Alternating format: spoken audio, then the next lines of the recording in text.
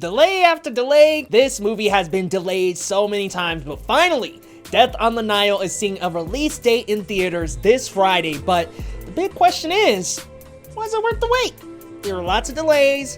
Was it worth it? Guys, I'm here to answer that today and more, but what's going on, y'all? My name is Leo Rydell. If you're new to the channel, go ahead and hook your boy up with that HBO special. Y'all know what that is? Say help a brother out special, y'all. Go ahead and hit that subscribe button, ding that bell, hit like on this video for videos on the latest in movies, TV, with a little sprinkle of anime and gaming in there as well.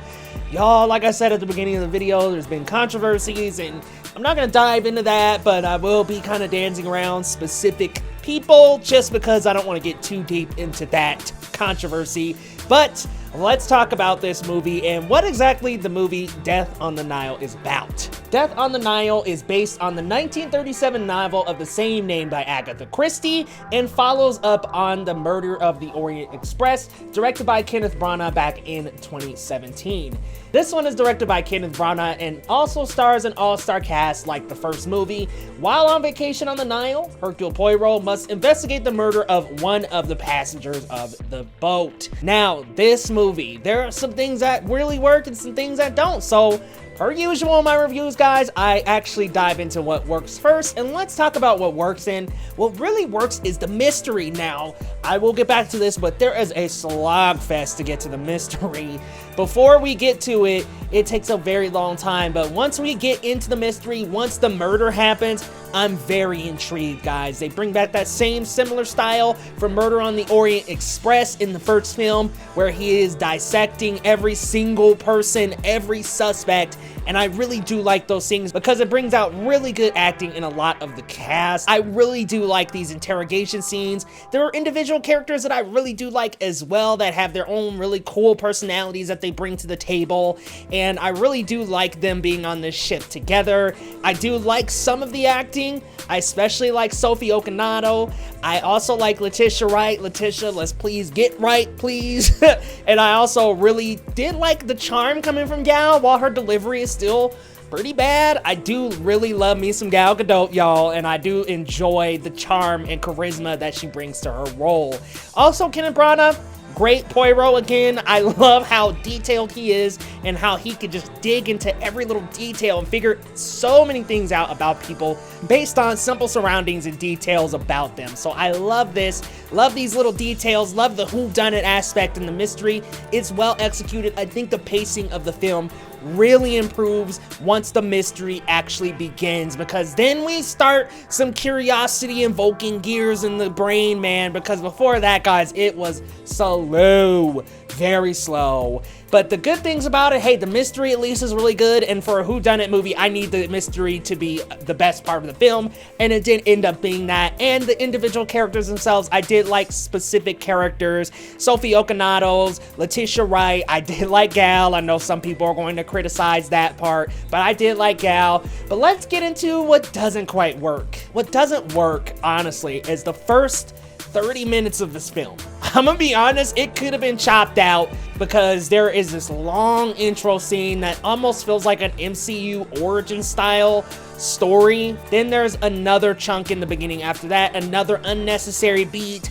There's all this catching up just to get to the story, and I just don't think it's necessary. Murder on the Orient Express had a very similar style as well, just this long opening that was so unnecessary. Let's get to the mystery, let's get to the murder, let's get to the investigation quicker than 30, 40, 50 minutes in the movie. That just is too long to get to the murder, and it really just throws the pacing off up until that point.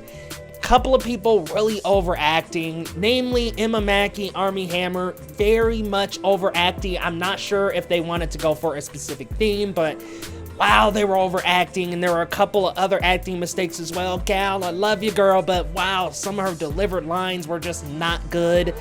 There was just some unevenness with the acting, with some of them really doing well, some acting just completely in the background. Annette Bening, some people are just in the background and standing around, so there's just this uneven acting where it's like, okay, you've got a few actors who just kind of have their hands in their pockets, don't feel like they really need to be there. Other actors were really good, like Sophie Okinato, Letitia Wright.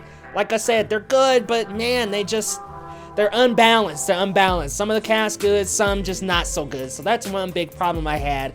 Along with the pacing and the intro, it's the same actually with the outro. A long, elongated outro that just didn't need to happen. Had the same problem with Orient Express, which I watched for the first time right before this. Just some big pacing issues. It's not edited well at all. Very choppy, not great editing. I do think that it had a chance to be a little stronger if you would have just chopped out the front and the back bits a lot more. And it's just so slow getting to that mystery that it just does not help the movie at all. And with uneven acting, some overacting, man, that makes for a pretty bad experience when the film is really just a good mystery in the middle. We don't need all this setup and all this stylization trying to make it feel like a big budget Marvel movie or Jurassic World movie. I don't need all this like editing magic to happen. I just need the mystery and the whodunit. With all the problems that it's got, unfortunately, Death on the Nile, I'm going with a 5.5 out of 10. I was thinking 5 out of 10, but I think that's just a little critical. I did like the mystery aspect. I did like that, but unfortunately, it was very predictable. I mean, very predictable. Like, if you think it's someone, it probably is. That's all I'm gonna say, because I cannot spoil. But guys, if you're new to the channel, be sure to hit that big red subscribe button down below and let me know, are you going to see Death on the Nile, and how excited are you for the film? Murder on the Orient Express was pretty good. I think that Murder on the Orient was actually a little bit better than this. It's a little disappointing because, like I said, predictable, uneven acting, and pretty bad pacing, especially that first 20-30 minutes could have just easily been cut out of the movie. But you all let me know your thoughts down in the comments, how you're feeling about this film, and if you've seen it already, let me know what you thought, and we will see you next time on Geekly Goods.